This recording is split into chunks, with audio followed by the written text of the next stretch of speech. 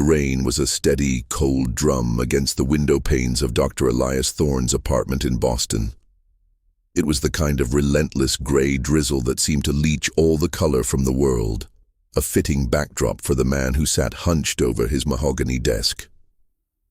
For a mathematician of his caliber, Elias's world had become a series of unsolvable problems, each one more debilitating than the last. He was a man defined by logic, by the elegant certainty of numbers, but lately his life had descended into a chaotic, irrational mess. His hands, once known for their swift, precise strokes on a chalkboard, trembled slightly as he poured himself another glass of whiskey. The amber liquid swirled, catching the dim light of the desk lamp, a small, artificial sun in a universe of shadows. The source of his torment had a name whispered in academic circles, a name that made his colleagues wince with a mixture of awe and pity. Caleb Finch. Caleb was a phenomenon, a 14-year-old with a mind so vast and complex, it was almost frightening. Elias had been his mentor, his academic guide at the prestigious St. Jude's Academy for Gifted Students. For a time, their relationship was a beautiful collaboration, a synergy of a seasoned genius and a budding prodigy. Elias taught him the foundational principles, and Caleb, in turn, showed him new, breathtaking ways to see them. They were like two astronomers mapping a new galaxy together. But that was before the equation. The first hint of darkness came during a late-night study session. Caleb, his face illuminated by the glow of his tablet, had presented Elias with a new formula he had been working on. It was a complex, multivariable equation, seemingly abstract and disconnected. Elias, a purist, had admired its elegance, its intricate symmetry. "What is this, Caleb?" he had asked, a genuine smile on his face. "An extension of chaos theory?" Caleb had looked up, his pale blue eyes that held a disturbing lack of childish warmth, meeting Elias's. "It's a predictive model, Dr. Thorne," he had said, his voice flat and unnervingly calm. "It calculates the probability of events, human behavior, specifically." Elias had scoffed, good-naturedly. "That's a bit ambitious, isn't it? Human beings are not variables in a formula, Caleb. There's too much randomness, too much humanity." Caleb had only smiled, a thin, humorless curve of his lips. "You'd be surprised." The following week, the school janitor, a gentle old man named Frank who had worked at St. Jude's for 30 years, suffered a sudden, fatal heart attack. Elias was saddened but saw no connection. He had no reason to. The next day, Caleb presented him with the same equation, but with new data points. He had updated it to include Frank's routine, his dietary habits, his pre-existing medical conditions, all information gleaned from casual observation. The probability of his death was 98, 7% within a 7-day window, Caleb had said, tapping the screen. He had a faulty pacemaker. The stress of climbing the stairs to the 3rd floor at night, combined with the low air pressure from the storm last week, the variables were all there. Elias had felt a cold dread settle in his stomach. He had dismissed it as a grotesque coincidence, a child's fascination with morbid trivia. But the dread festered, growing with each passing day. He had tried to steer Caleb away from the subject, back to the pure beauty of abstract mathematics, but the boy had become obsessed. He started applying his Macabre equation to everything and everyone around him. The gardener's broken leg, the principal's sudden retirement. Each event, no matter how small or seemingly random, was fed into the formula, each outcome predicted with a terrifying accuracy that defied all logic. Elias had tried to confront him, to talk to his parents, but the Finch family was a fortress of silent, unyielding wealth. They dismissed Elias's concerns as the ramblings of an overzealous teacher. "Caleb is a genius, Dr. Thorne," his father had said, his voice as cold and sterile as a lab. "He just sees things differently." The ultimate blow had come just 3 weeks ago. Elias had walked into his office to find Caleb waiting for him. The boy had placed a printed sheet of paper on his desk, the complex swirling lines of the equation a familiar nightmare. "I've been working on a new model," Caleb had said, his voice as calm as ever. "A more complex one. I've been running simulations on you, Dr. Thorne." Elias's blood had run cold. He had looked down at the paper. There, at the bottom, in neat, clean print, was a single line of text. Probability of fatal accident 99, 4% within a 30-day window. Elias had thrown the paper away, a visceral, panicked reaction. He had dismissed Caleb from his office and hadn't seen him since. He had tried to forget the numbers, to rationalize them away. He was a logical man, a man of reason. He couldn't succumb to the paranoia of a disturbed child. But the paranoia was a parasite, feeding on his sanity. Every creak of the floorboards, every gust of wind, every car backfiring on the street outside, it all became a potential variable in a deadly equation. He had stopped driving. He avoided stairs. He refused to walk under trees. His life, once a structured, predictable routine, had become a prison of self-imposed limitations. He looked at the calendar on his wall. August 27th, the 30th day. The end of the window. The thought sent a jolt of icy terror through him. He was supposed to be at St. Jude's today to grade exams, to prepare for the new semester. But he couldn't leave his apartment. He was a prisoner in his own home, in his own mind. He knew it was irrational, but the equation, the perfect macabre equation, was etched into his memory. As the whiskey burned a path down his throat, a sudden sharp rap on his front door shattered the silence. Elias froze, his heart hammering against his ribs. He had no visitors. He had made sure of that. His friends had given up on him, tired of his increasingly erratic behavior. The knock came again, louder this time. 3 quick, sharp raps. He stayed perfectly still, holding his breath, listening to the rain and the furious beating of his own heart. The equation was a lie. It had to be. He was a rational man. But the probability? 99. 4%. A voice, muffled by the thick oak of the door, called out his name. A woman's voice. Elias felt a brief flicker of hope, but it was quickly extinguished by a familiar cold dread. The voice sounded too calm, too collected, too perfect. He crept silently toward the door, his hand hovering over the peephole. He had to know. He had to prove the equation wrong. With a trembling hand, he peeked through the small lens. He saw the face of a woman he recognized instantly, a woman he hadn't seen in months. Detective Sarah Jennings of the Boston Police Department. She was standing there, her expression unreadable, a large, dark umbrella in her hand. Behind her, in the dim light of the hallway, Elias could just make out the silhouette of a smaller figure. A figure that stood perfectly still, a figure with pale blue eyes. Caleb Finch. The numbers swirled in Elias's mind, the equation reasserting its terrible reality. The 99, 4% chance of a fatal accident. But what if the equation wasn't predicting a random event? What if it was calculating the actions of a very deliberate, very methodical mind? The thought was a cold iron fist around his heart. He backed away from the door, his mind racing. He was trapped. He was on the 30th day, and the variables were now standing on his doorstep. Elias's paranoia warred with his inherent need for logic. The variables were all wrong. Why would Detective Jennings, a woman he knew professionally from her occasional visits to St. Jude's for school events, be here with Caleb? And why now, on this specific day? He peered through the peephole again, trying to make sense of the scene. Caleb was a ghost in the hallway, almost a shadow. He didn't look at Elias's door. His gaze was fixed, straight ahead, as if seeing something only he could perceive. Sarah Jennings, on the other hand, was all business. She knocked again, a little more insistently this time. "Dr. Thorne, I know you're in there.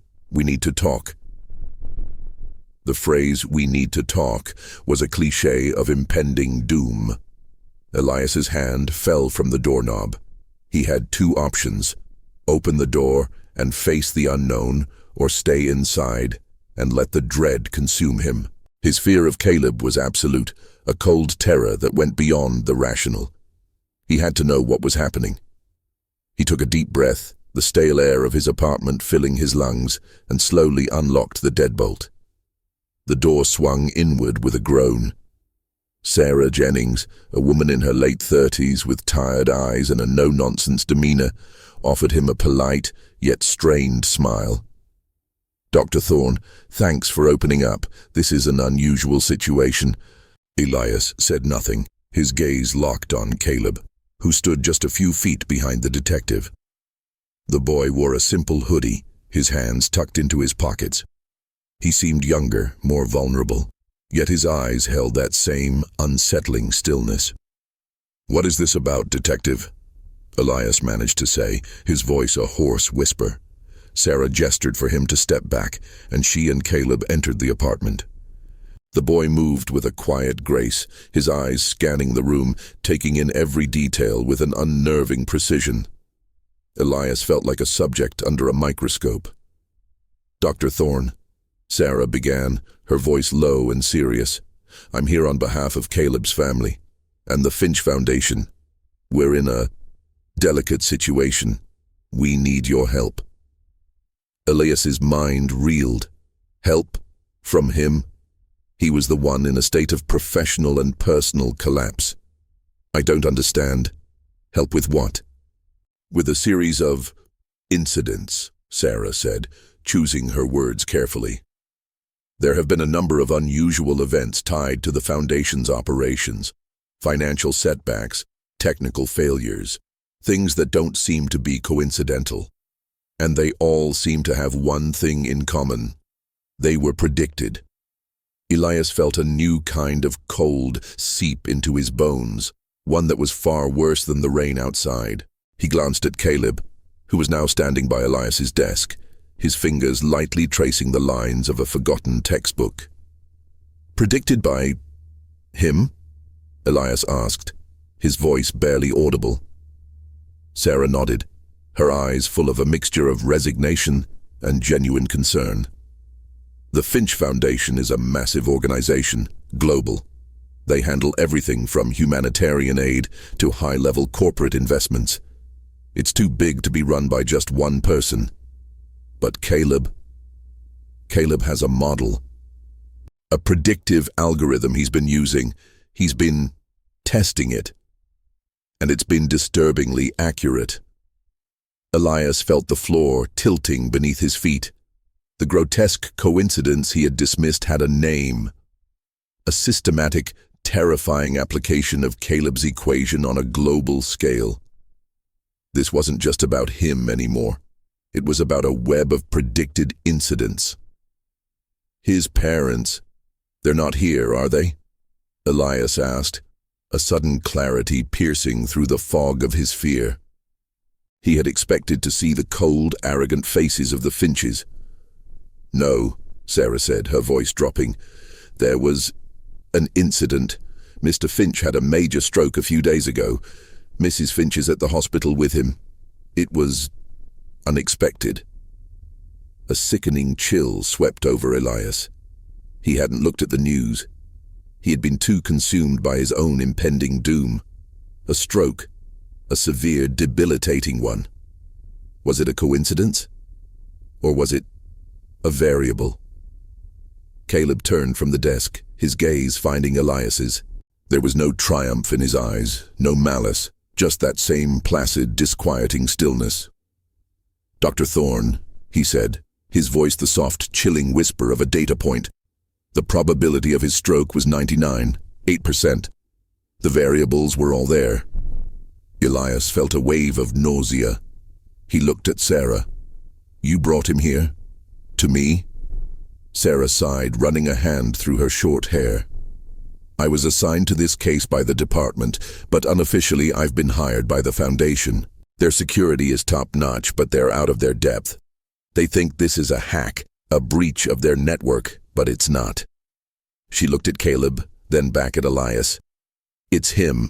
It's his equation. They need to understand what he's doing, how he's doing it. They need someone who understands his mind. You're the only person who ever truly connected with him, Dr. Thorne. The only one who ever saw what he was capable of. We believe you're the only person who can stop him. The words hung in the air, heavy and full of a terrifying responsibility. Stop him. Elias had spent the last 3 weeks trying to escape from him. Now he was being asked to step into the eye of the storm. And what about me? Elias asked, his voice trembling. He said I had a 99.4% chance of a fatal accident within a 30-day window. Today is the last day. Sarah's expression hardened, a brief flash of professional concern. We have no evidence of a direct threat, Dr. Thorne. Caleb hasn't physically harmed anyone. He doesn't need to. His power is in prediction, in observation. He identifies the weakest link, the most probable point of failure, and then he waits for the inevitable to happen. And he was right about you. Today, an hour before I got here, a delivery truck jackknifed just outside your building. A tire blew out. The truck barely missed a lamppost that would have fallen right on your sidewalk. We know because we have surveillance footage.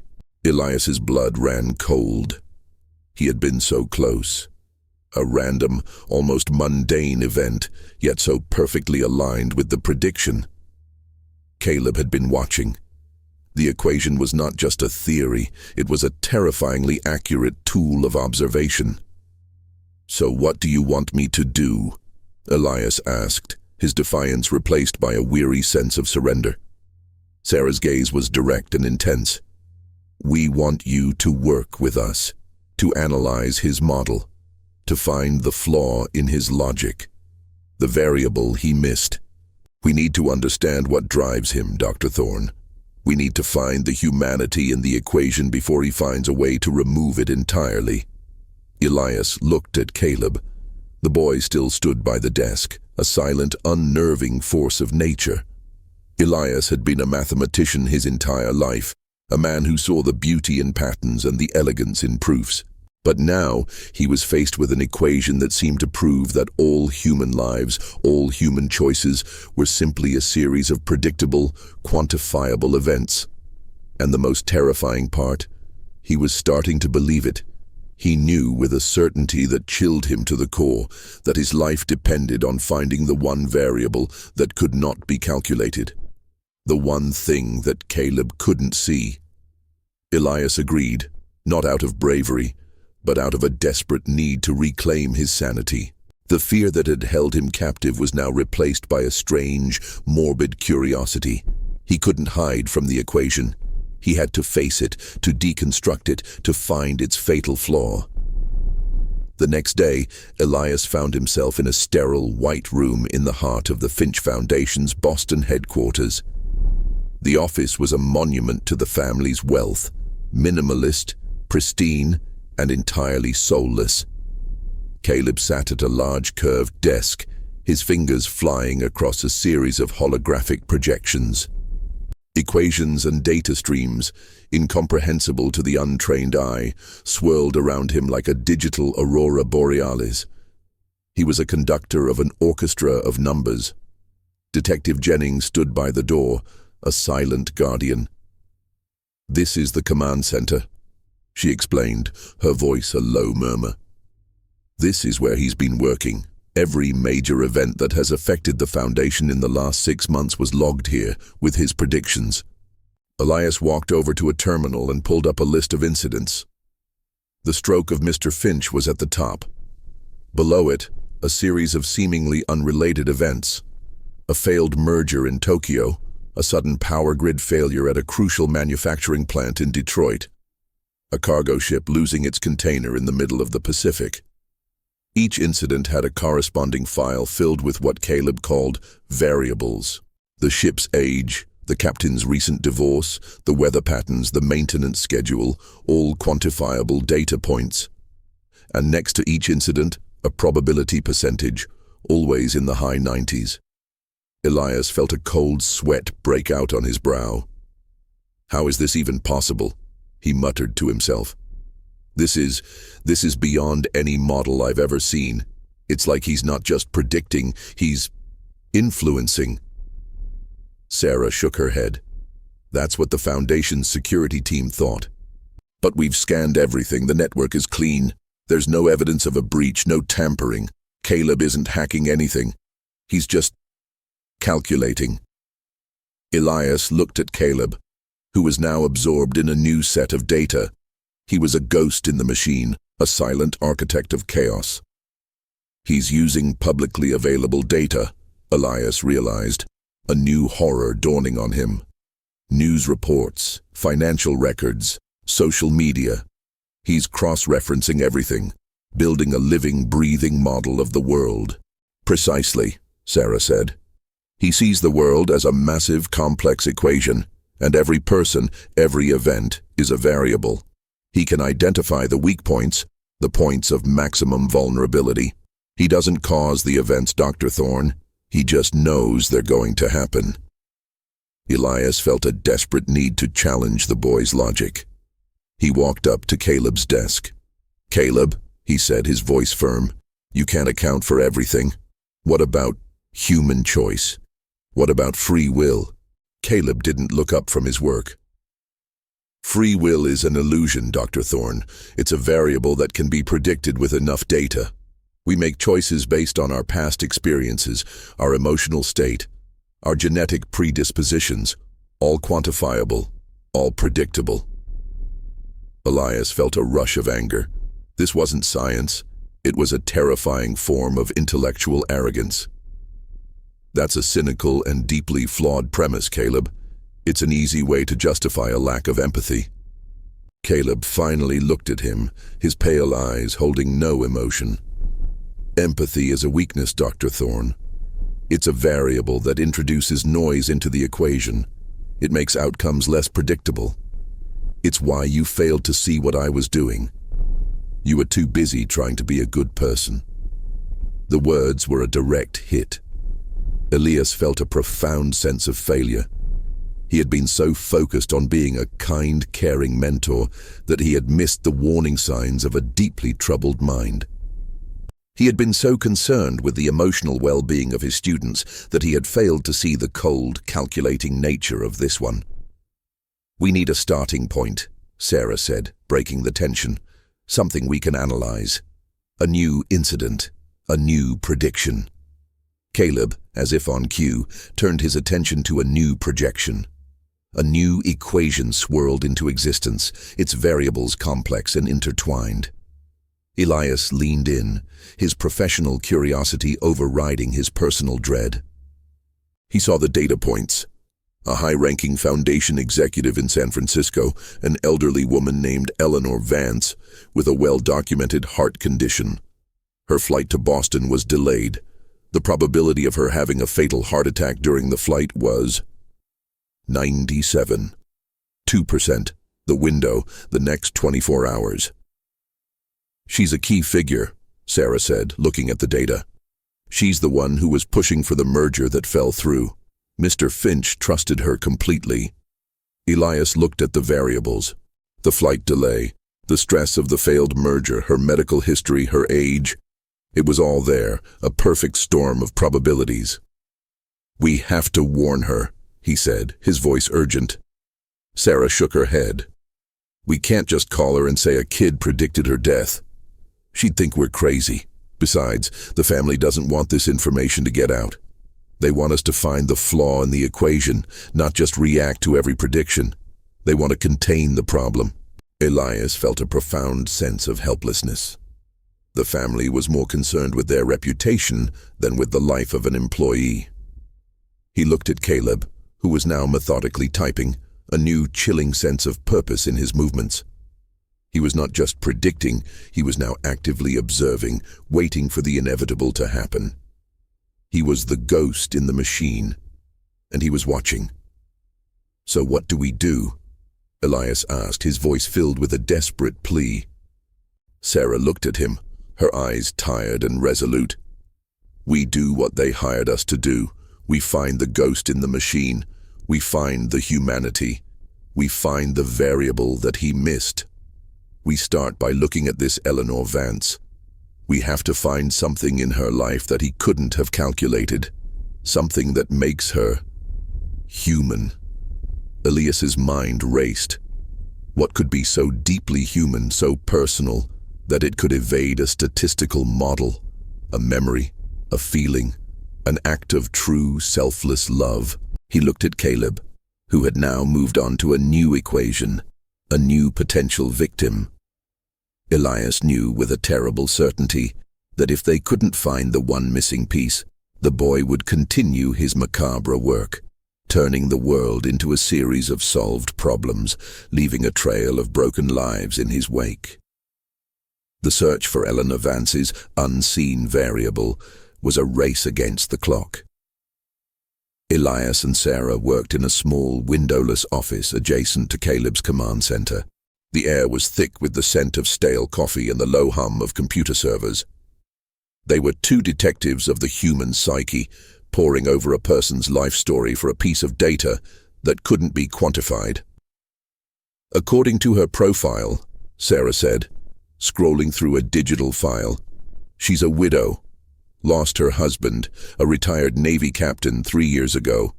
2 grown children, a son in the military, a daughter who's a doctor in Seattle. No pets, no known hobbies outside of her work." Elias stared at the cold, factual summary. It was a biography created by a machine for a machine. "This is all surface-level stuff," he said, frustrated. "Caleb has access to all this. We need to go deeper. We need to talk to someone who knows her, someone who can give us a human perspective." Sarah hesitated.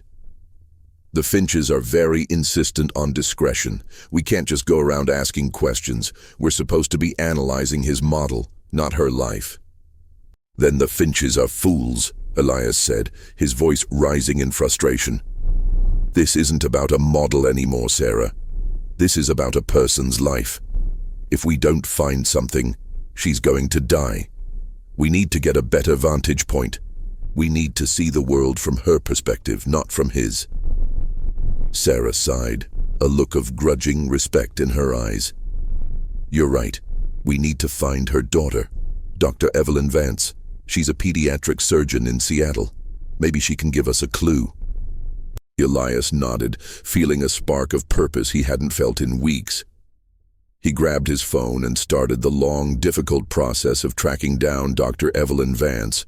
It was a tedious process, a series of phone calls and email exchanges, but finally, he got a call back.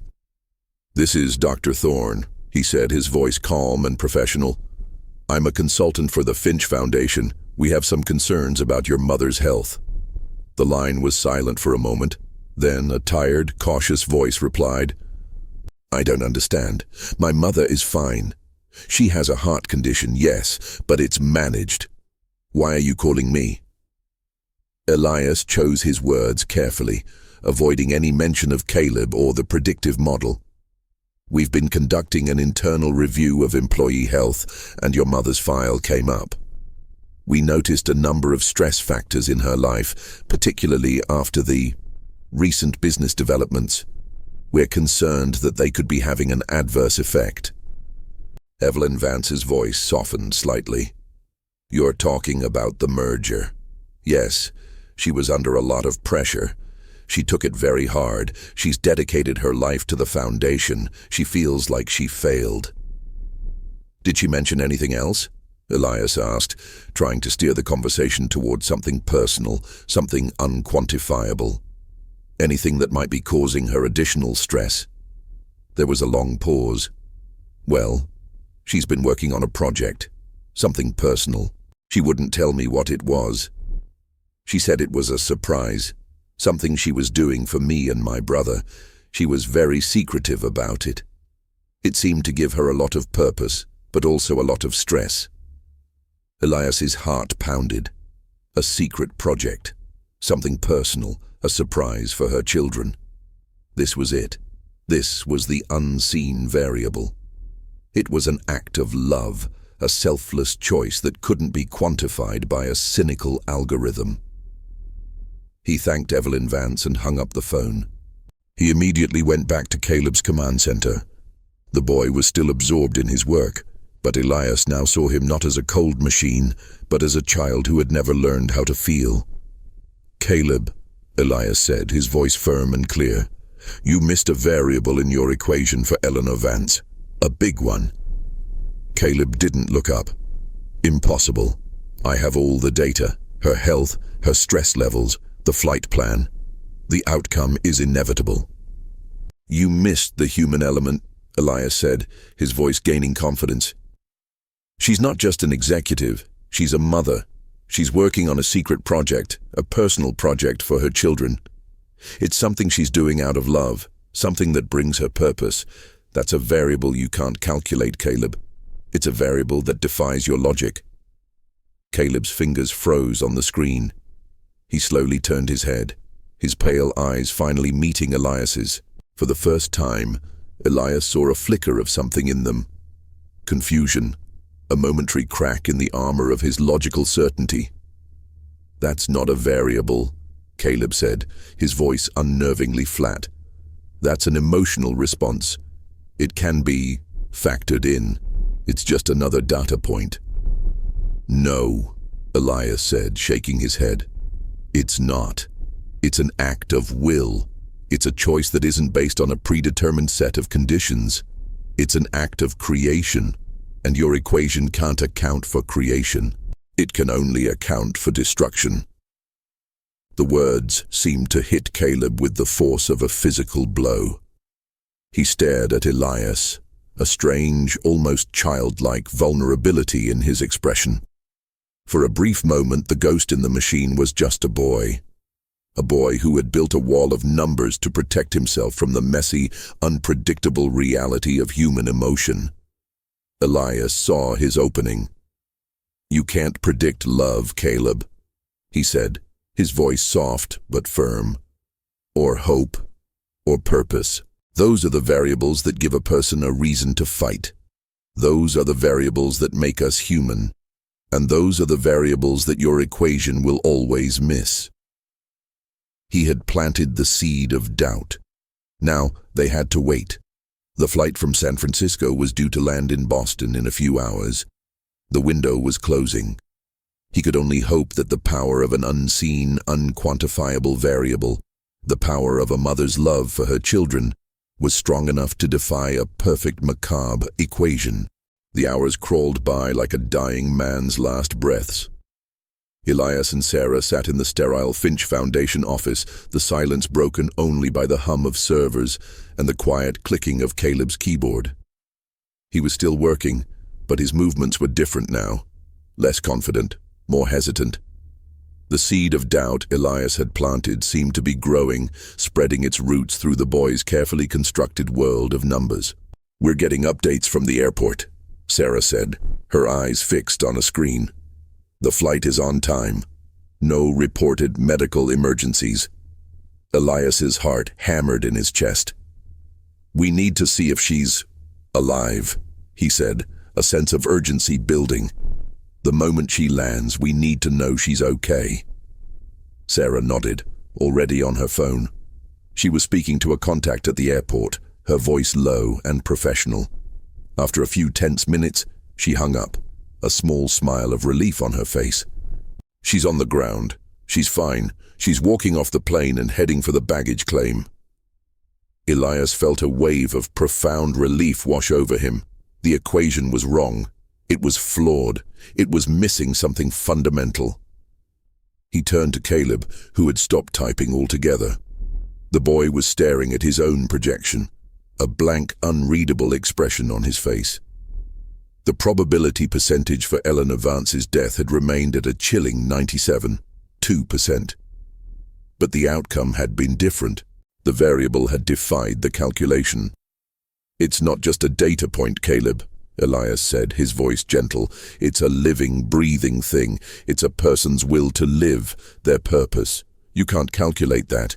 You can't put a number on it. Caleb didn't respond.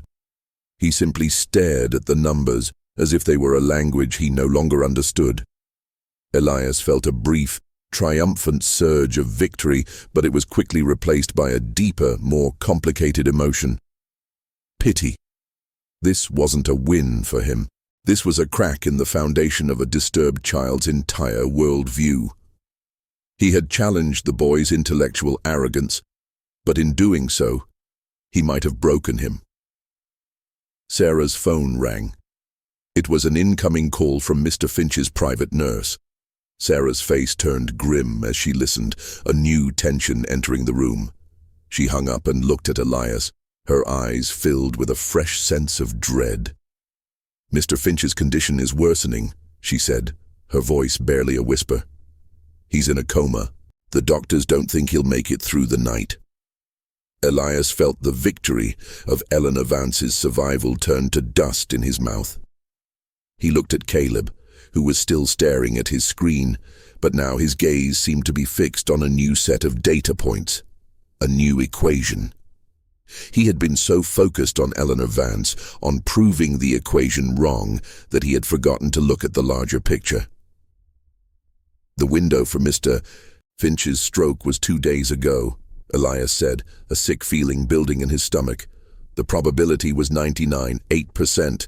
The window closed. He didn't die." "He had the stroke," Sarah said, her voice tight with tension. "He's not dead, but he's in a coma. The new variable is his wife, Mrs. Finch." Caleb is now calculating the probability of her reaction. Elias felt a new wave of horror. Caleb hadn't been defeated. He had just moved on to a more complex, more personal calculation. He wasn't predicting a physical death anymore. He was predicting an emotional one. He was trying to break the people around him, to prove that even love and family were just variables in a cold, calculating formula. "What's the new equation?" Elias asked, his voice filled with a desperate urgency. Caleb finally spoke, his voice so quiet it was almost inaudible. "Probability of fatal emotional collapse for Mrs. Finch, 99.9%. The variables are the grief, the stress of the foundation, the feeling of helplessness. It's a perfect equation. She has no unseen variable." Elias looked at Sarah, a silent communication passing between them. They had to get to Mrs. Finch. They had to give her a reason to live. They had to find her unseen variable. But what could be more powerful than the grief of losing your husband? What could possibly defy an equation that was now targeting the very heart of a family? As they rushed out of the room, Elias looked back at Caleb. The boy was no longer staring at a screen of numbers.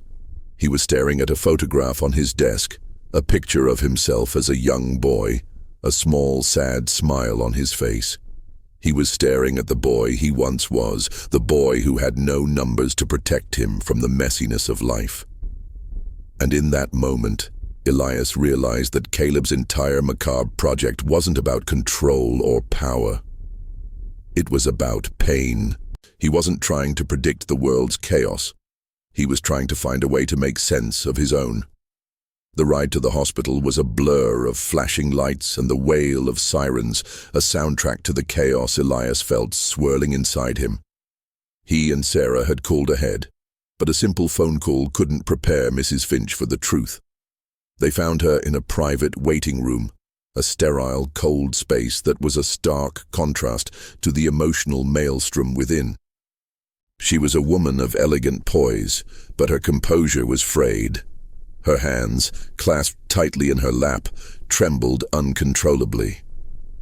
"Mrs. Finch," Sarah began, her voice gentle, "we're here on behalf of the Foundation. We have some information about what happened to your husband." The woman looked up, her eyes wide with a desperate, unspoken hope. "Did you find something? A medical explanation? A cure?" Elias knew he couldn't sugarcoat it. "We believe what happened to your husband was a series of interconnected events, a culmination of stress and pre-existing conditions." He saw the hope drain from her face, replaced by a cold, numbing despair. He had to be careful. He couldn't mention Caleb, not yet. The truth would sound like madness. We also have reason to believe that you are in danger, Elias continued, his voice low and urgent. Mrs. Finch's composure broke. Danger? What are you talking about? My husband is dying. I've lost him. There's nothing left to take. We believe your son, Caleb, has created a predictive model, Sarah said, her voice a calm counterpoint to the rising panic. He's using it to predict outcomes. Mrs. Finch recoiled as if she had been physically struck. Caleb, what are you saying? Are you blaming my son for this? Her voice was thin, reedy, on the verge of breaking. No, Elias said, stepping forward. We believe he's trying to understand it, to find the logic in a world that seems to be falling apart. He's trying to put a number on every event, to find an answer to every question. He's been doing it since his brother died.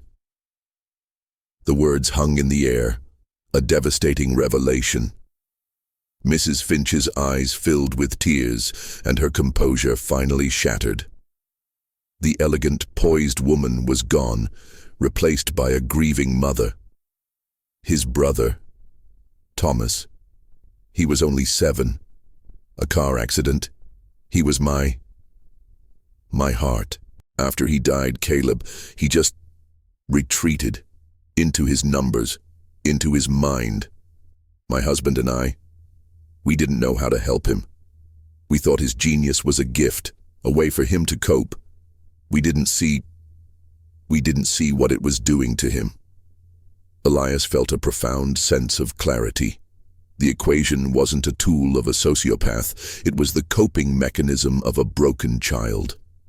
Caleb hadn't been trying to predict the world, he had been trying to predict a single, unbearable event. The death of his brother. He had been trying to find a reason, a logic, a solution to a problem that had none. He had been trying to create a world where such a tragedy could never happen again. But in his obsession, he had lost his way. He had become a ghost, haunting a world he couldn't save. He's been calculating a probability for you, Elias said, his voice gentle. A probability of emotional collapse. He believes that with his father in a coma, the grief will be too much for you. He's looking for the outcome he's already decided on, but he's wrong. Mrs. Finch looked at him, her face streaked with tears. How can you be so sure? He's never been wrong before. Because he's not calculating for the full picture, Elias said. He's not factoring in a key variable. He's not factoring in you. You are a mother. And mothers don't just give up. You're a mother who has already lost a son, and you're not going to lose another one. You're not going to fall apart. You are going to fight for your husband, for Caleb, for your family. Mrs. Finch's gaze found Elias's. He could see the flicker of a new emotion in her eyes. It wasn't hope.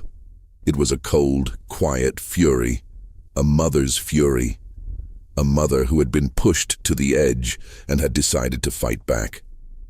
The unseen variable had been found. Just then, Sarah's phone buzzed with an incoming text. She looked at it, her eyes widening. It's a message from the Finch Foundation, from a security guard. Caleb. He just walked out of the command center. He's gone. Elias felt a new sense of urgency. The ghost was loose. He was no longer bound by the sterile walls of the command center. He was out in the world, a living, breathing algorithm, a boy with a mind so broken he could no longer distinguish between a person and a data point.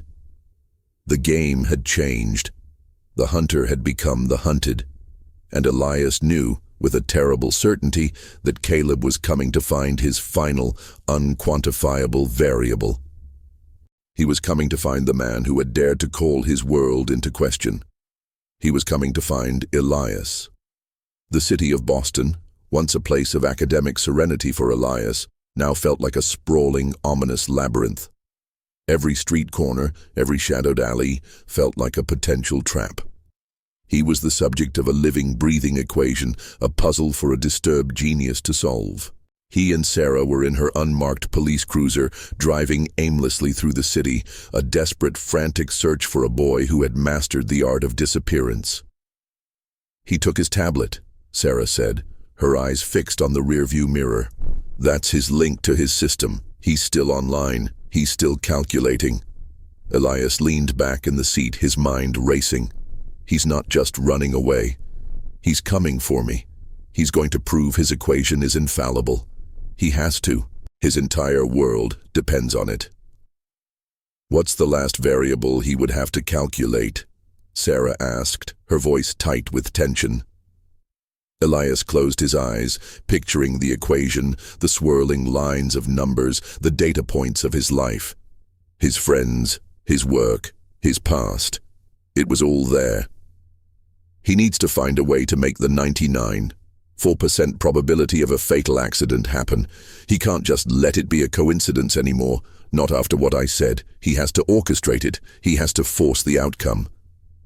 "We need to think like him," Sarah said, her voice a low murmur. "Where would a kid like him go? A place with a lot of data. A place with a lot of variables." Elias's mind went to the most obvious place. A place that represented everything he and Caleb had shared. St. Jude's Academy. It was a perfect setting. It was a place where Caleb had spent years gathering data, observing the patterns of human behavior. It was the place where the equation was born. "The school," Elias said, his voice filled with a terrible certainty. "He's going back to the source, the place where it all began." Sarah slammed on the gas, her tires screeching as she made a U-turn. The school was a 10-minute drive, but it felt like a lifetime. As they drove, Elias thought about the boy. Caleb wasn't a monster. He was a product of his grief, a victim of his own mind. He had built a world of numbers to protect himself from the randomness of life, but in doing so, he had become the most unpredictable variable of all. They arrived at St. Jude's. The school was a series of grand, Gothic buildings, all dark stone and looming spires, casting long shadows in the deepening twilight. The gates were locked. Sarah flashed her badge at the security guard, a confused, tired old man who looked like he had seen too many things in his long career. "We're looking for a student, Caleb Finch," Sarah said, her voice authoritative. "He's a minor, and he's in a distressed state. We have reason to believe he's here." The guard nodded, a flicker of recognition in his eyes. "The Finch boy.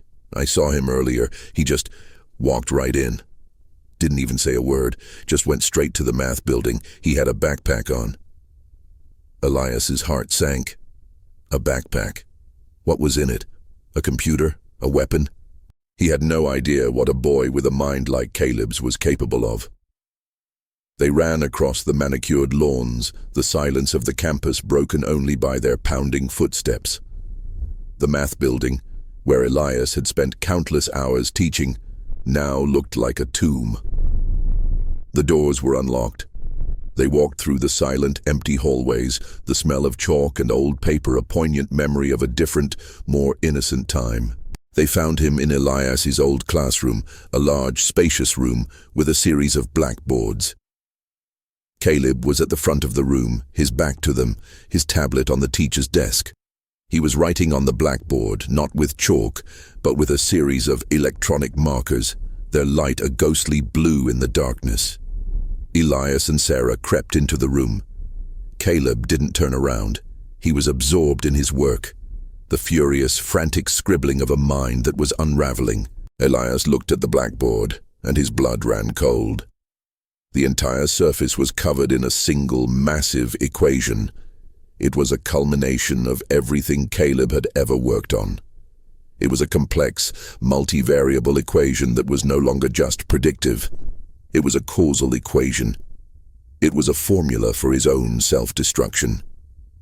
He had gathered every variable he could find. The death of his brother, his parents' emotional distance, his own feelings of isolation. He had fed it all into the equation, and it had reached a terrifying conclusion. The final outcome wasn't a fatal accident for Elias. It was a fatal accident for himself. "Caleb," Elias said, his voice a whisper. "What are you doing?" The boy finally turned, his eyes full of a strange, eerie calm. "I'm solving the last problem, Dr. Thorne, the final equation. It's all about cause and effect. I broke the world, and now I have to fix it. The only way to fix it is to remove the one variable that is causing the most chaos. Me." He held up a small, dark object in his hand.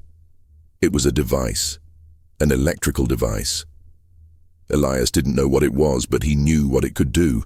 It was the final variable, the final solution. "You're wrong," Elias said, his voice firm and desperate. "You're not a variable. You're a person, and you're not a problem to be solved.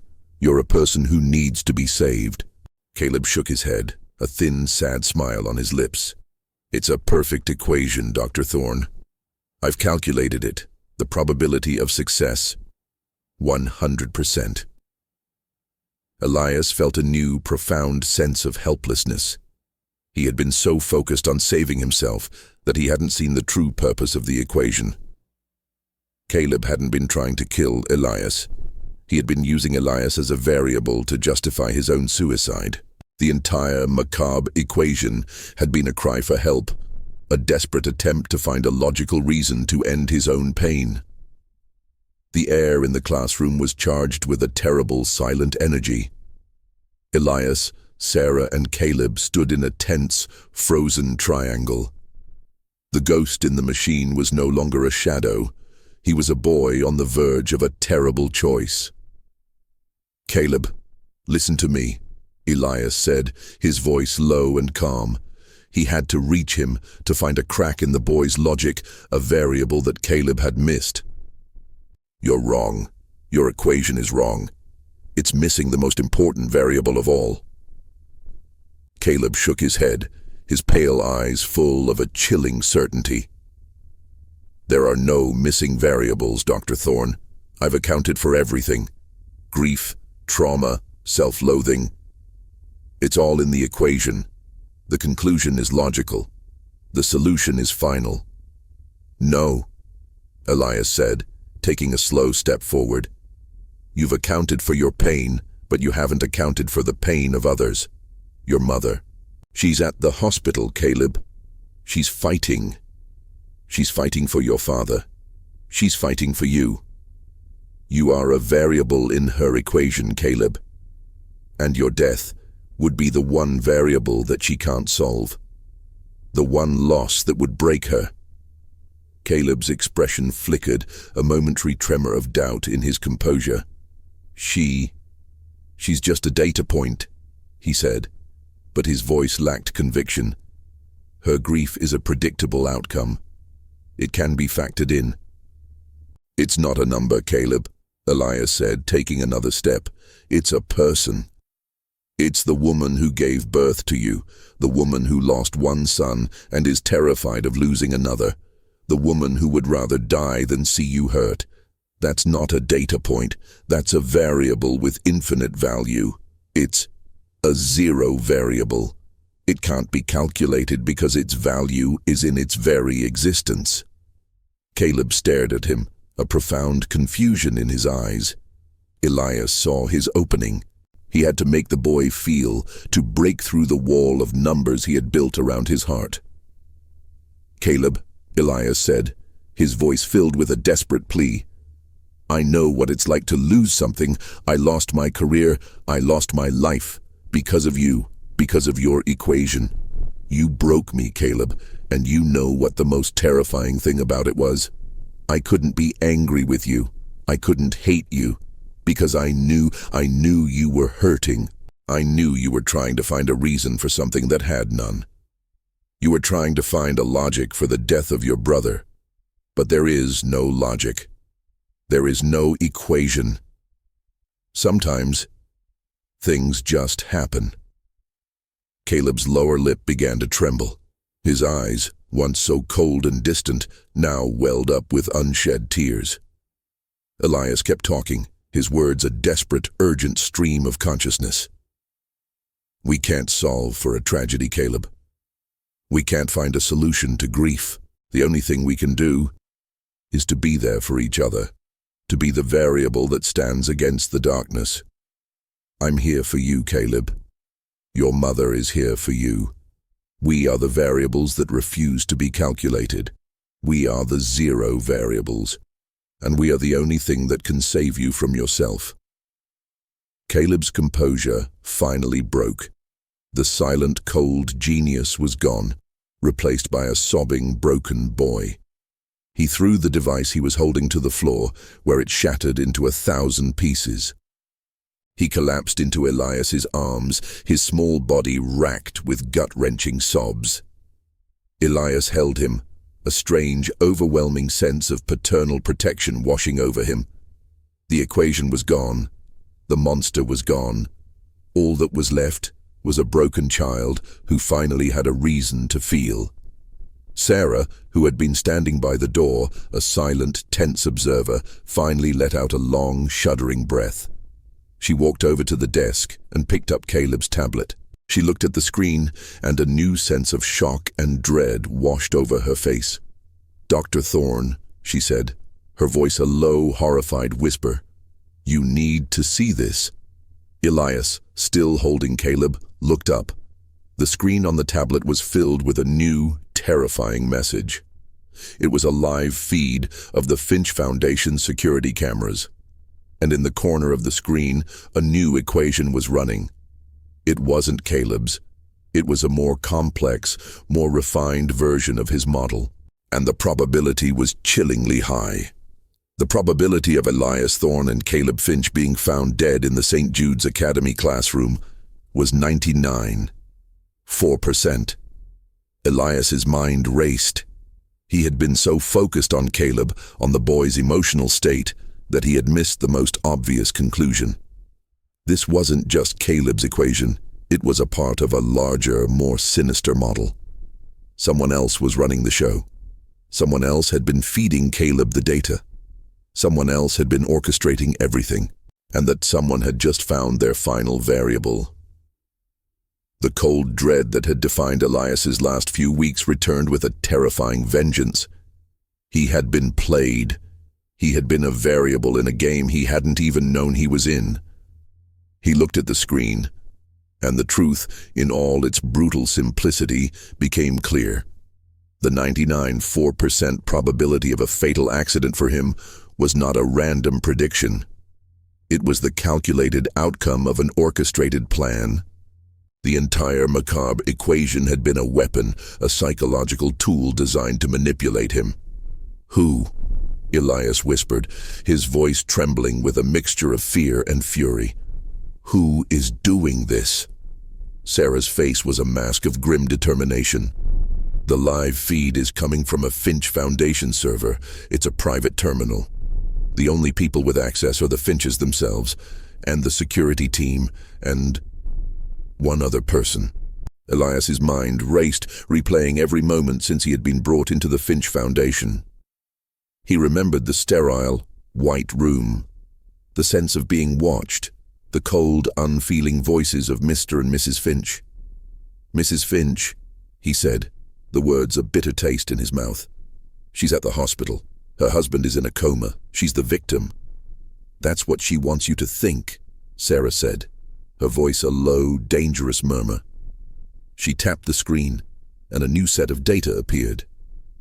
It was a digital map of the Finch Foundation building. A red dot blinked on a secluded part of the floor. "The server with the private terminal is here. It's where Mr. and Mrs. Finch's private office is. Mrs. Finch is at the hospital, but she's not alone. She's with her head of security, a man named Marcus. We just ran his profile. He's a former intelligence agent. He's the one who was hired to track Caleb, but he was feeding the data to her. He was her instrument." Elias felt a new level of shock. The entire thing had been a cruel, elaborate deception. Mrs. Finch wasn't a victim, She was the architect. Why? Elias asked, his voice filled with a desperate need for a logical explanation for this irrational cruelty. Sarah's eyes were cold and professional. Look at the full picture, Dr. Thorne. Mr. Finch had a massive stroke. He's in a coma. The Foundation is a massive corporation. Who stands to inherit everything if he dies? Who is the only person who knows how to control Caleb and his unique abilities? Mrs. Finch. She wasn't looking for a cure for Caleb's grief. She was looking for a way to use it. She needed him to believe his father's stroke was a result of his equation. She needed him to believe he was a monster. That way, she could control him. Elias looked at Caleb, who was still clinging to him, his sobs subsiding into a quiet, shuddering tremor. The boy had been a pawn, a tool in his own mother's scheme. The horror was not in the equation itself, but in the human malevolence that had created it. "And me?" Elias asked, his voice a whisper. "Why me?" "Because you were the only one who could get close to Caleb," Sarah said. "You were the only one who saw him as more than a data point. She knew you would try to save him. She knew you would challenge his logic, and in doing so, you would fall right into her trap. She would get her proof. She would show the world that Caleb's work was too dangerous to be left in his hands, and she would get her control." Elias's mind raced. He had been so focused on saving Caleb, on proving the equation wrong, that he had completely missed the true nature of the threat. The equation was not a prediction of a fatal accident. It was a blueprint for a murder-suicide. Mrs. Finch had planted the idea in Caleb's mind. She had been the one who had given him the data. She had been the one who had orchestrated the entire Macabre game. "We need to get out of here," Elias said, his voice filled with a new, icy resolve. He wasn't a frightened man anymore. He was a man who had been used, manipulated, and betrayed, and he was not going to let this woman win.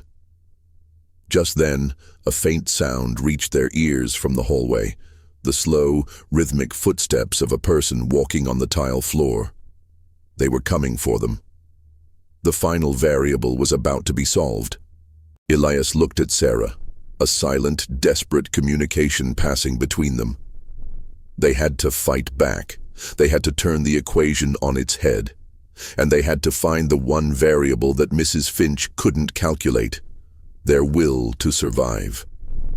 The footsteps grew closer, a metronome of impending doom. Elias, still holding Caleb, looked around the classroom. There was no escape. The windows were too high, the doors too heavy. They were trapped.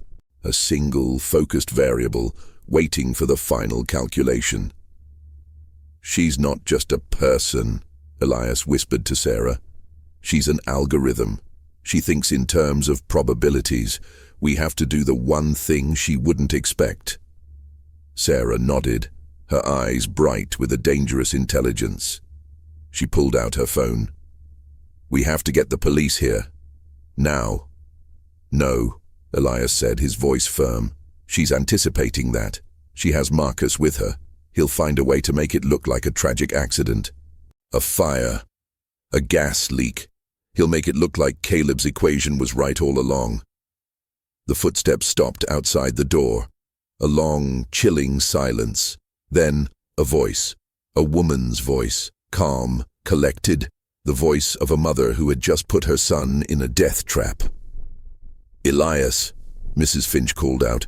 "Caleb, let's not do anything rash. Let's talk about this." Elias knew it was a trick.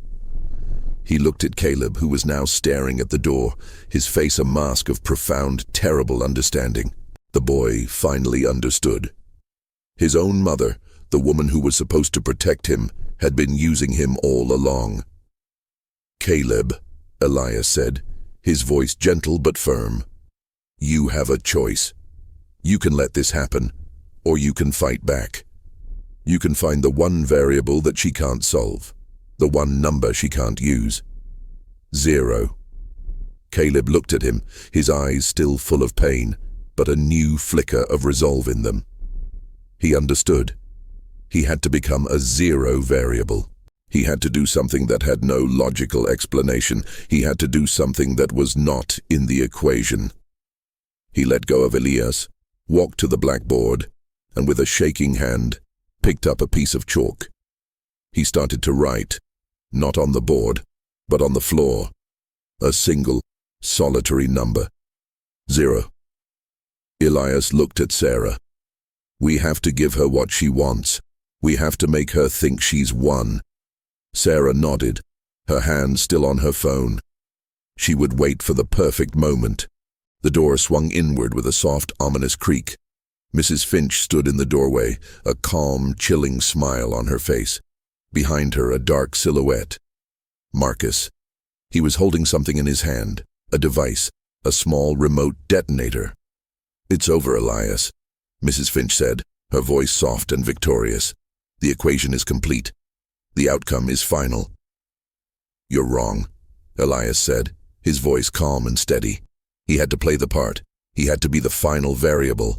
He looked at Caleb, who was now kneeling on the floor, his head bowed. He looked like a defeated child. I was wrong, Elias said, his voice filled with a feigned despair. You were right all along. The equation is perfect. Human life is just a series of solvable problems, and I am a problem that needs to be solved. Mrs. Finch's smile widened. She had won. She had broken the last variable. Marcus raised his hand, his finger hovering over the button. The moment was upon them. Just then, Caleb stood up. His pale blue eyes, once so empty and cold, were now filled with a burning, quiet fury. He looked at his mother, the woman who had used him, the woman who had built her future on his pain. And he did the one thing she could never have calculated. He walked to the middle of the room, to the small white circle he had drawn on the floor. He stepped into it, and he looked at his mother, his eyes filled with an act of pure, unadulterated will. He was a variable who had decided not to be a variable anymore. He was a zero. Mrs. Finch's smile faltered.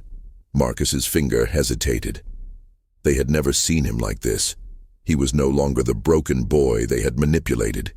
He was the boy who had found his purpose. He was the boy who had defied the equation. I won't let you hurt him, Caleb said, his voice calm and clear. I am the variable that stands against you. I am the equation that cannot be solved. I am nothing, and nothing cannot be destroyed. The words were a direct hit to Mrs. Finch's logic. Her algorithm, her perfect equation had been broken by a single, unquantifiable act of defiance. Marcus, a man of logic and order, looked from the boy to his boss, confusion in his eyes. That was Sarah's moment. She had been waiting for it. She dialed 911, her voice urgent and professional. We have a situation at St. Jude's Academy, a hostage situation. The hostage is a minor. The perpetrator is his mother, Mrs. Finch. She's with her head of security, Marcus, a former intelligence agent. They are armed. I repeat, they are armed. The words were a calculated risk, a gamble. She had just given up their location, but she had also exposed the truth. The police would not just send a patrol car, they would send a SWAT team. She had turned the hunter into the prey. Mrs. Finch's face twisted in a look of pure, unadulterated fury. She had lost control. Her perfect equation had a flaw. It had an unseen variable. It had a zero. The sound of sirens filled the air, growing louder with each passing second. Marcus looked at Mrs. Finch, then at the boy. He saw the cold, brutal logic of his life. He was a professional. He knew when a mission was compromised. He lowered his hand. The game was over. Mrs. Finch stared at Caleb, a profound, chilling hatred in her eyes. The woman who had been a loving mother, a grieving widow, was gone. All that was left was a calculating, cold-hearted monster who had been defeated by a boy and a broken man. The sirens screamed to a halt outside. The doors to the classroom burst open, and a swarm of police officers and SWAT team members rushed in, their guns drawn. It was over. The equation was finally solved, not with a fatal accident but with an act of will. The last variable had not been a number. It had been a person. And that was a variable that could never, ever be calculated.